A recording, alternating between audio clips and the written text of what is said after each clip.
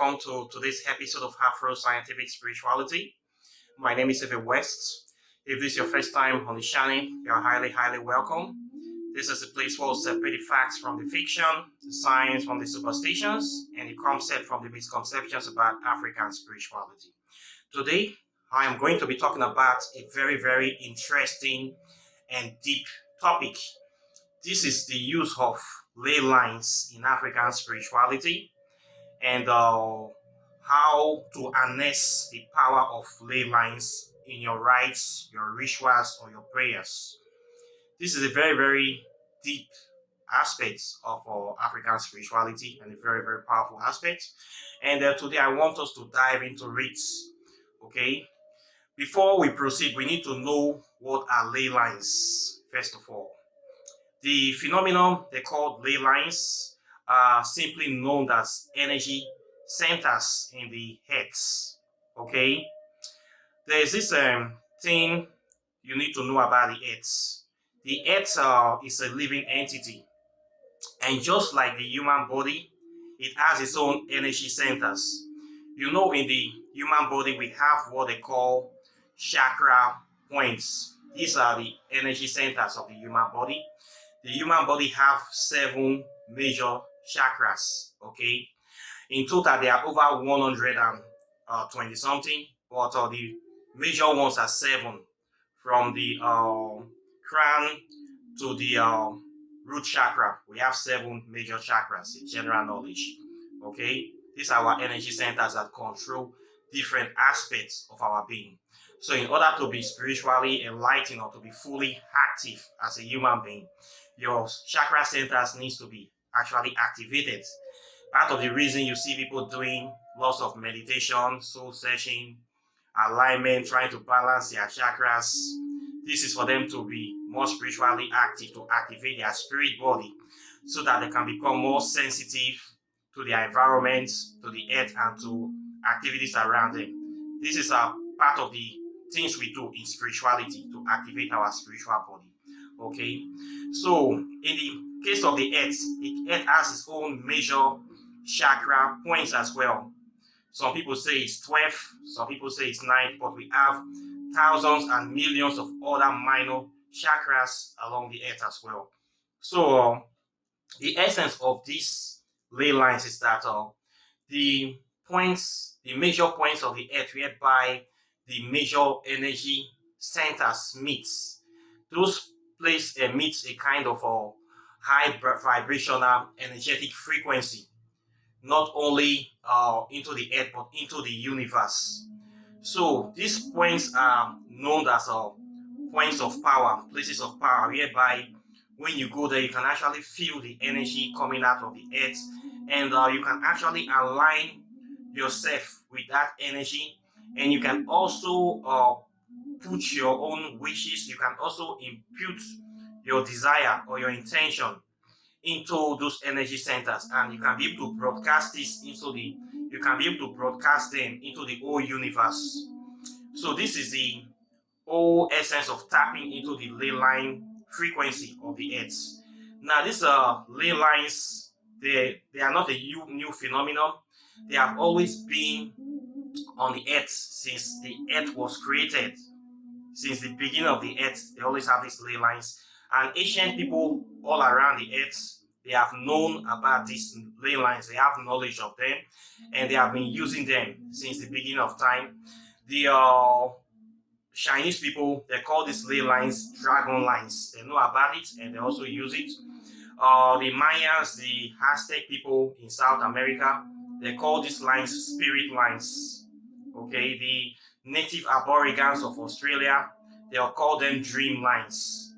In Africa, we call them the crossroads or 3-road junction. Okay, so these are major power points that ancient spiritualists know about, and they harness it for different spiritual activities.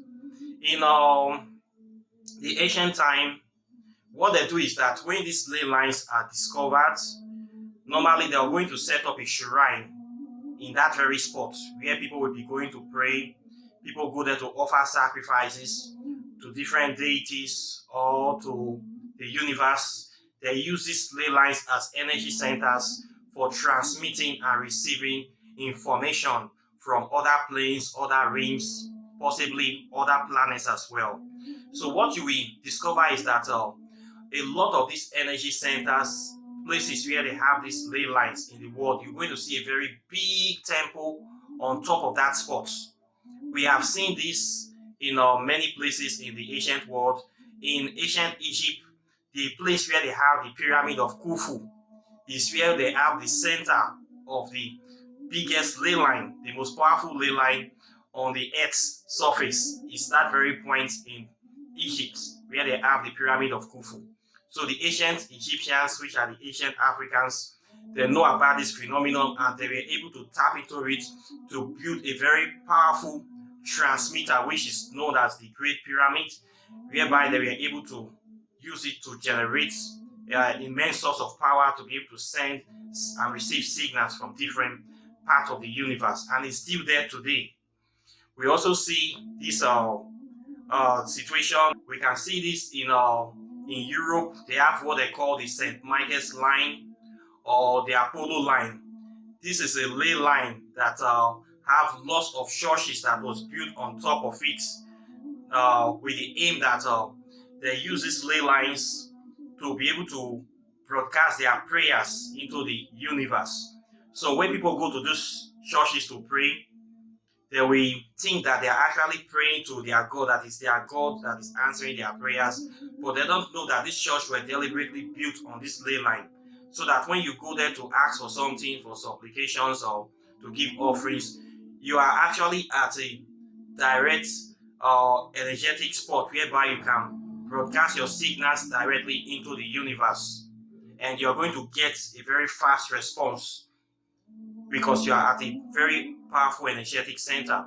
So the churches know about this, and you will find out that before these churches were built on those ley lines, there were ancient pagan temples that were also built at that spot. So when Christianity started, they simply built their own temples. They simply built their own churches on top of those pagan temples to begin to harness the same frequency that those people have been harnessing in the ancient time. So what you know about ley lines are very powerful spots. We have different spots for major ley lines activities around the world. What you are going to find is that these places in all over the world, you see Aztec temples, you see in Africa, you see places like Stonehenge, you will see people building temples, especially altar-shaped temples or pyramid-shaped temples on top of these ley lines. They are not building them by accident, they are building them purposely, and they know that they can be able to harness the power of the earth to bring their wishes or their prayers or their intention to quick manifestation upon the surface of this earth. What you are going to find about these temples, that the architectural structures of these temples are very, very unique. They are built in a certain way that when you look at it, they are like circuit, modern day circuit boxes that you're going to find in a phone, in a TV, or in a laptop. They are like transmitters of energy. So these temples are built in a way that when people go in, the energy of these people and whatever they are doing is actually harnessed in the electromagnetic frequency of these people are actually in harmony with the hertz. So as a result of this, they're like part of a circuit board that can be able to send their intentions, send their wish into the universe. So this led to a phenomenon that is known as sacred geometry. Sacred geometry is the study or the application of incorporating designs into buildings that function as resonant cavities, whereby the energy that we emanate from the architectural designs of this building will be in harmony with the universe. So therefore, these are not ordinary buildings. These buildings are acting as a beacon of transmitting and receiving frequencies in the universe. So we have sacred geometry today as a course of study in the mystery schools of the world, and a lot of architects that know about sacred geometry, they'll still use it today. And people use it to build houses, people use it to build hotels, people use it to build schools, but you will not know about it if you are not into spirituality. With the power of sacred geometry, you can be able to build a building, you can be able to construct a building in harmony with the universal vibrations of a certain place that will impute the kind of quality that you want on the minds of people. Let's say, for instance, now that you want to build a school, a university, you want people to be very intelligent, you want your students to be understanding whatever they are learning when they come to your university. You can use the science of sacred geometry to build a university or a building that will incorporate the qualities of knowledge, of wisdom, that will be in harmony with constellations in the universe, maybe a certain constellation, Orion constellation, Draconia constellation, that is associated with knowledge. You can build your university in harmony with that constellation, whereby when people come to study at that university, their brain will be always open to learn new things and they will understand whatever they are learning. Okay, there's universities right now that are tapping into these principles, and they are very popular in the world today. Let's say you want to build an hotel, you want people to come there to feel comfortable, to feel relaxed, you want it to have a romantic atmosphere, you want people to always be coming, and you want people to feel loved and relaxed. You can build this hotel in harmony with the sacred geometry principles that emanate love, romance, happiness, and all sorts of that kind of thing. So you incorporate it into the building, and you build it and in a very good place that will bring this to manifestation. You will find out that when people come to your hotel, they're going to like it more than other hotels because it incorporates these principles into it. So in the ancient times, people use sacred geometry to build temples for different things. We have different temples of love, temples of wisdom, temples of power, temples of science. We have this in Africa. You see a lot of temples in ancient Egypt. You see a lot of temples in ancient Nigeria, in Libya. We have this kind of places. You're going to find this in India. They activated this a lot in India. So sacred geometry is not something new. It's a knowledge, a wisdom that have always been in the ancient world, but some have died out due to inception of Christianity and other religions, and now it's trying to come back again.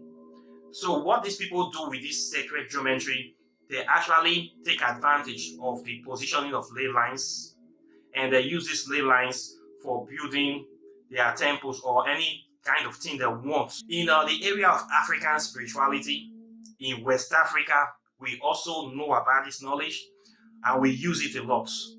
So the way we use it is that we call it three-road junction, and we were able to identify the deities that are involved or in charge of this energy. So when we want to do rites, we approach these deities and we give offerings to these deities. The prime deity that is very popular with this very ley line energy is the person known as Baba Legba. Baba Legba is known as the god of the crossroads. Okay, he is the wise old man.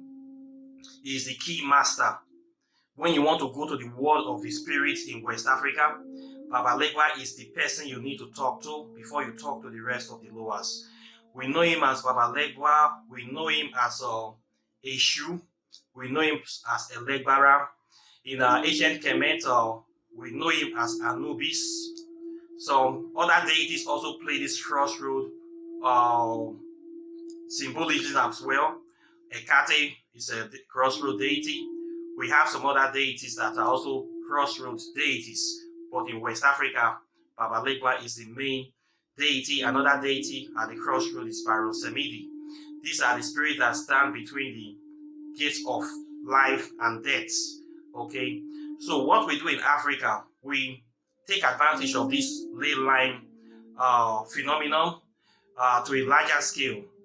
The ley line phenomenon can also be break down into minor ley lines. We can see this ley line energy is in everywhere whereby 2 or 3 roads meets. Anywhere you see a junction, that is a miniatured ley line, okay? And that place is a very powerful place because there's a meeting point for 2 or 3 lines of energy.